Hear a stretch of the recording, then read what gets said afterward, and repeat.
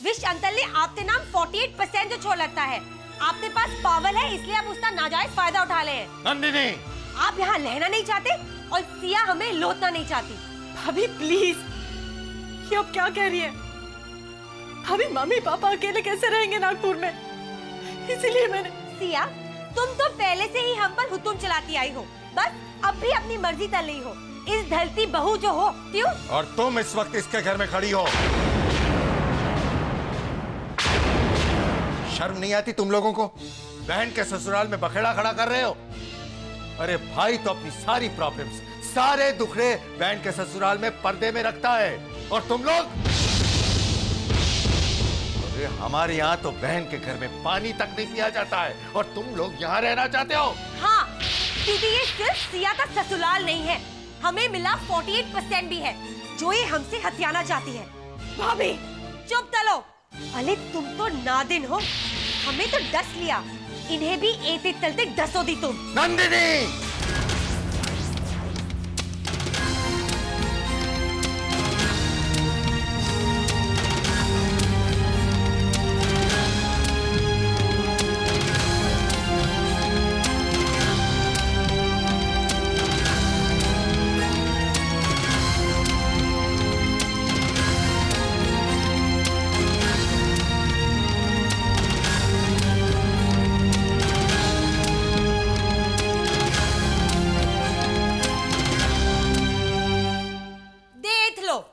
खुद संस्कारों की बात करते हैं और खुद ही अपनी बहू पर हाथ उठाते हैं। अब तक तो मैं तुम लोगों को अपने साथ ले जाना चाहता था, लेकिन अब ऐलान करता हूं, ऐलान करता हूं, ऐलान करता हूं, ऐलान करता हूं, इन लोगों के साथ मेरा कोई वास्ता नहीं है। आज के बाद ये लोग मेरे घर में कदम तक नहीं रखेंगे।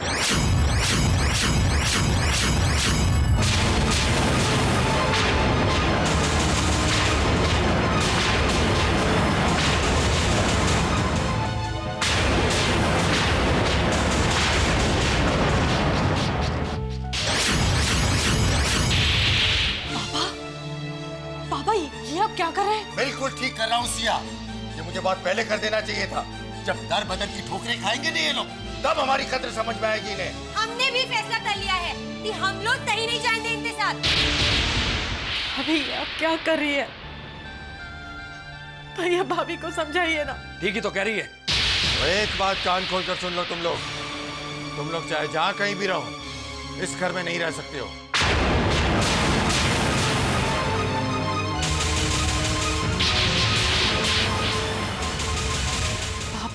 नहीं बेटा, ये मेरा हूं, और अगर तुम भी मेरी बात नहीं मानती तो ठीक है। पापा ठीक है, हम यहाँ पर नहीं रहेंगे, लेकिन इसी शहर में कहीं और ले लेंगे। हमें किसी की खैलात की जरूरत नहीं है। बिल्कुल। भाभी भाभी आप लोग। अरे कोई बात नहीं है सिया, भगवान ने इंसान को इस काबिल तो बनाया ही है कि कमा कर खा सके। मरेंगे नहीं ये लोग, जिएंगे।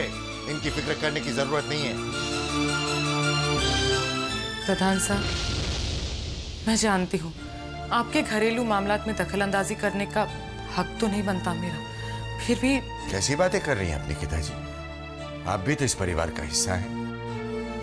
थैंक यू प्रधान साहब। मैं सोच रही थी अगर ये लोग इसी शहर में रहना चाहते हैं तो बेहतर होगा कि ये लोग यहीं रहें।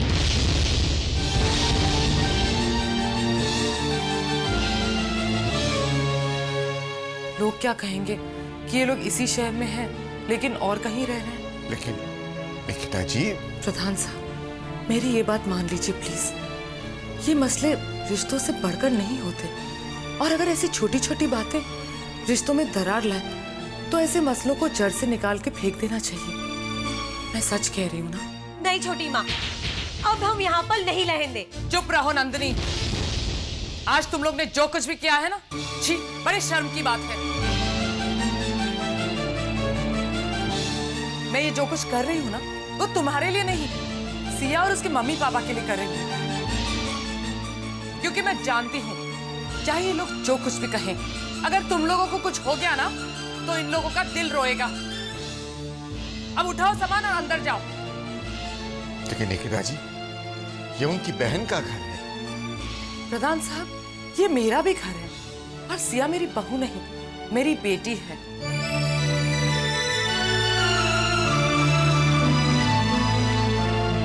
और इस हिसाब से इनका भी इस घर पे पूरा हक है।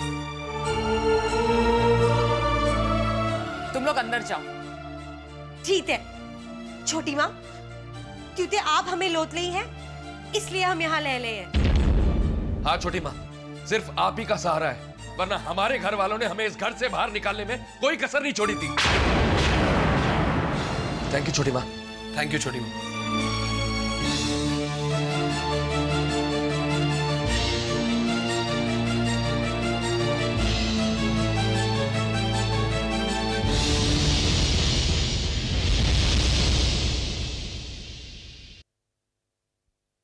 चलते हैं बेटे। नहीं पापा, कोई नहीं जाएगा। बेटा, इन लोगों को देर हो रही है, तुम दोनों जाओ, जाके इन्हें छोड़ा।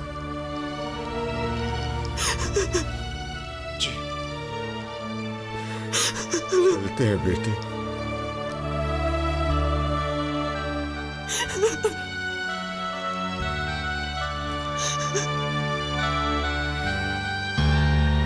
निकिता जी, हमसे कोई भूल होगी हो तो माफ कर दीजिएगा। ये कैसी बातें कर रहे हैं आप प्रधान साहब? जो कुछ मैंने आप लोगों के साथ किया है, हो सके तो उसके लिए मुझे माफ कर दीजिएगा।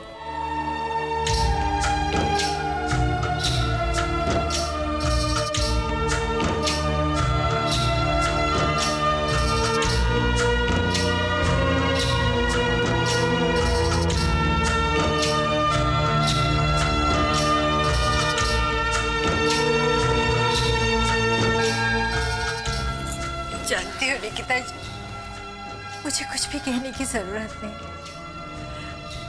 इस घर में सिया को इतना प्यार मिलेगा जो मायके में भी नहीं मिलेगा।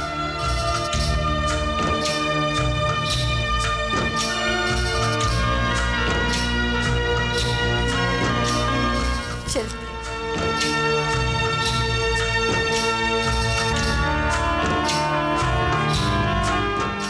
नमस्ते निकिता जी।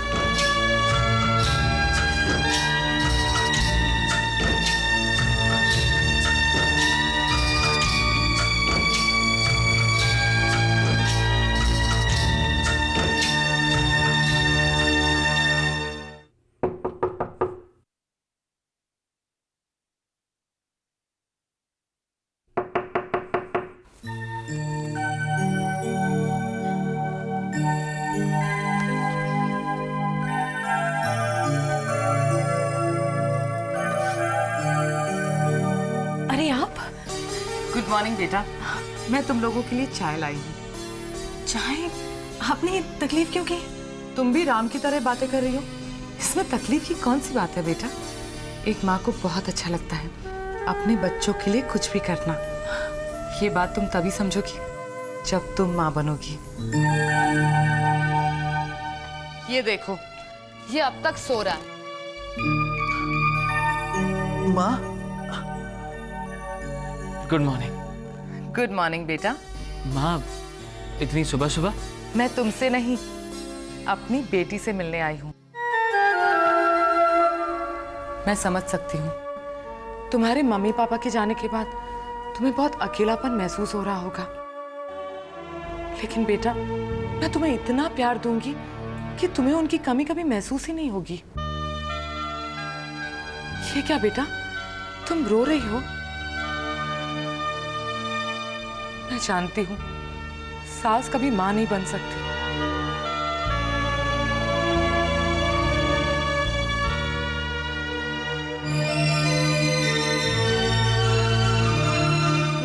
आप जैसी माँ भगवान सबको दे। मुझे कभी अपने बच्चों का प्यार नहीं मिला। बचपन में ही राम मुझसे छीन लिया गया और आतिश और सनी ने मुझे कभी माँ का प्यार नहीं दिया। मैं जानती हूँ बेटा, इसमें गलती मेरी ही थी, लेकिन अब मुझे राम मिल गया है और बेटी के रूप में तुम मिल गई हो। इसीलिए मैं इन खुशियों को कभी खोना नहीं चाहती बेटा, कभी खोना नहीं चाहती। ये क्या, अब आप रो रही हैं? नहीं बेटा, ये तो खुशी के आंसू है। तुम लोग चाय पियो, हैं? मैं अभी आती हूँ।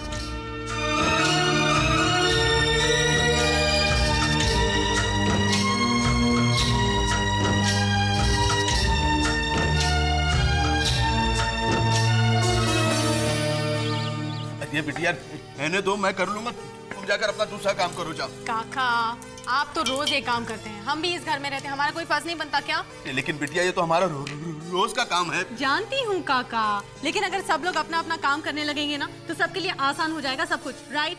है ना, है ना, है ना? क्या हो रहा है बेटा? जी वो मैं नाश्ते की तैयारी कर रही थी। अरे लेकिन यहाँ तो सिर्फ 2 लोगों के लिए प्लेट्स लगाई गई हैं। अजमेरा, बाकी लोगों को भी बुला दो नाश्ते के लिए। नहीं काका, आप रहने दो। एक्चुअली वो क्या है कि आतिश भैया, सनी भैया और राम ऑफिस चले गए हैं, सोनिया भाभी मोनू को लेकर हॉस्पिटल चली गई है, आदित्य भैया भी घर पे नहीं है। और यश नंदिनी वो कहाँ है? जी वो घर पर है, लेकिन उन्होंने ब्रेकफास्ट अपने कमरे में मंगवाया है। ऐसा कहा उन्होंने? जी एक्चुअली अजमेरा, यश और नंदिनी को अपने कमरे से यहाँ बुला लाओ। आप तो बैठिए ना, नाश्ता कर लीजिए ना। नहीं बेटा, आ जाने दो उन्हें। लेकिन आपने उन्हें क्यों बुलवाया? वो तो अपने कमरे में नाश्ता करना चाहते थे। सब पता चल जाएगा, उन्हें आ तो जाने दो। छोटी माँ, आपने हमें बुलाया? हाँ नंदिनी, मैंने तुम्हें ये कहने के लिए बुलाया है कि आज तक जो इस घर में होता आया है ना, वो अब नहीं होगा। जी हम कुछ समझे नहीं। मैं समझाती हूँ यश, आज से इस घर के नियम बदल चुके हैं। जिसे भी खाना खाना हो वो यहाँ डाइनिंग टेबल पे आके खाए। किसी को भी कमरे में खाना नहीं दिया जाएगा, और जो वक्त पे नहीं आएगा उसे खाना नहीं मिलेगा। Is that clear? जी लेकिन बस सिया, बहुत सह लिया तुमने बेटा। मैं नहीं चाहती कि तुम्हें किसी भी तरह की परेशानी हो या तुम्हें कोई भी परेशान करे, इसीलिए मैं सबसे कह रही हूँ, आज के बाद सब कुछ इस घर के नियम के हिसाब से ही होगा।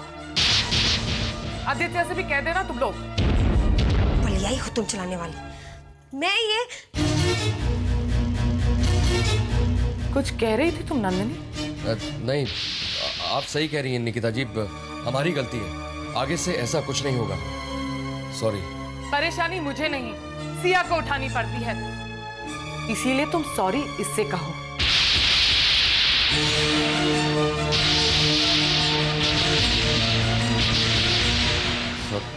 सॉरी सिया।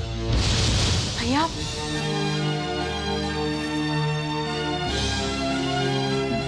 मैं भी आया।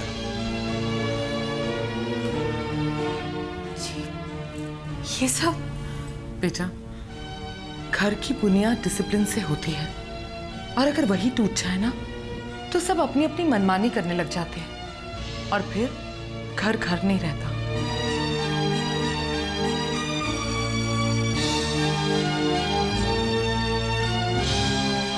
नंदिनी मेरी बात तो सुनो। अब और तो सुनना बात ही है क्या? यश, तुम मेरी बात आखिरी बार सुन लो। अगर तुम्हें अपनी बेइज्जती तलाने का इतना ही शौक है तो ठीक है, लेकिन मेरी तरफ से तुझ तय तल मेरी बेइज्जती प्लीज मत तलाओ। ऐसा मैंने क्या गलत कर दिया? हाँ, मैं तो भूल ही गई, तुम तो तुझ गलत तल ही नहीं सकते। प्रधान फैमिली के चिल्लाट जो हो, क्या क्या कहा था तुमने? सॉली निकिता जी, चलो वो तो ठीक है, लेकिन सॉली सिया, शे, हाउ टू डू यश? और क्या करता मैं? यश, तुमने मुझे चुप चलाकर बहुत बुला दिया, वरना बता देती मैं उस निकिता जी थी बची तो। अरे हम यहाँ पर अपनी मर्जी से थोड़ी ले ले, उन्होंने ही लोदा था हमें यहाँ से जाने के लिए, तो फिर हम दलदल क्यों रहे? नंदिनी, कभी कभी तो मुझे शक होता है कि तुम वही नंदिनी हो जो कभी इतनी समझदारी की बातें किया करती थी। तुम्हारी इतनी बात समझ में नहीं आती कि हम लोग यहाँ उन्हीं के रहमो करम पर रह रहे। निकिता जी हमें इसलिए रोका है क्योंकि वो सिया को नाराज करना नहीं चाहती थी, और हम जानते हैं कि सिया हमें पसंद नहीं करती है। और मुझे पूरा यकीन है कि बोल निकिता जी रही थी, लेकिन दिमाग सिया का था।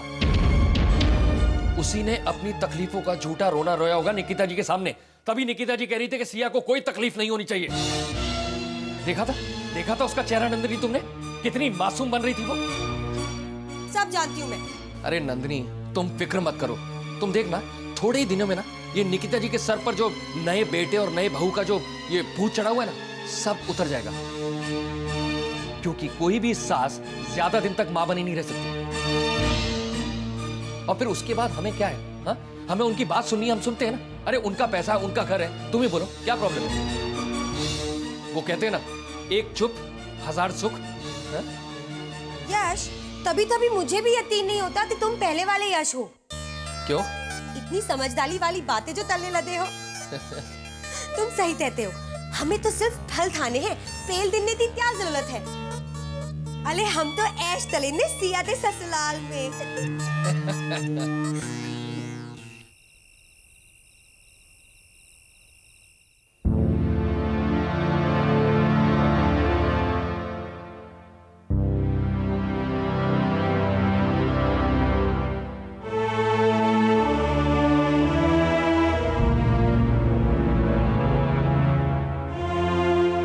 अगर आप होते तो देखते। ये सारे भगवान के रचे हुए खेल हैं। कहते हैं ना, उसके खेल वही जाने। मैं आपसे बदला लेना चाहती थी, लेकिन आप तो रहे नहीं। अब इस बदले का कोई मतलब नहीं। मुझे बहुत बुरा लगा था जब आपने प्रधान फैमिली को अपनी जायदाद में शामिल किया। मैं सिया से बहुत नफरत करती थी। कभी वो मुझे हराने की कोशिश करती, कभी मैं। लेकिन अब हालात बदल चुके। सिया की राम से शादी हो गई और राम मेरा बेटा है, जिसे मैं बहुत प्यार करती हूँ। सिया राम की पत्नी है। मैं चाहकर भी कुछ नहीं कर सकूंगी, क्योंकि ये भगवान की मर्जी है। कहते हैं ना, शादी के फैसले तो वहां ऊपर किए जाते हैं। ये माना कि फैसले ऊपर किए जाते हैं, लेकिन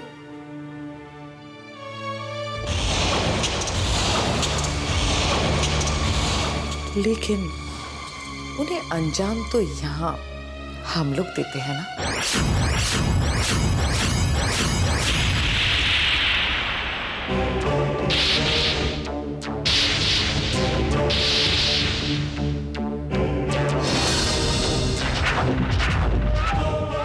राम मेरा बेटा है, उससे मैं बहुत प्यार करती हूँ। लेकिन सिया को मैं कभी नहीं अपनाऊंगी, कभी नहीं। किसी पर्वत को शान देकर यह नहीं समझना चाहिए कि सब कुछ ठीक है, क्योंकि किसी को यह नहीं पता होता कि उसके अंदर का ज्वालामुखी कब लावा बन के फूटेगा और सबको जलाकर राख कर देगा। मैं सिया को कभी नहीं माफ करूंगी, कभी नहीं। हर चीज का बदला लूंगी उससे।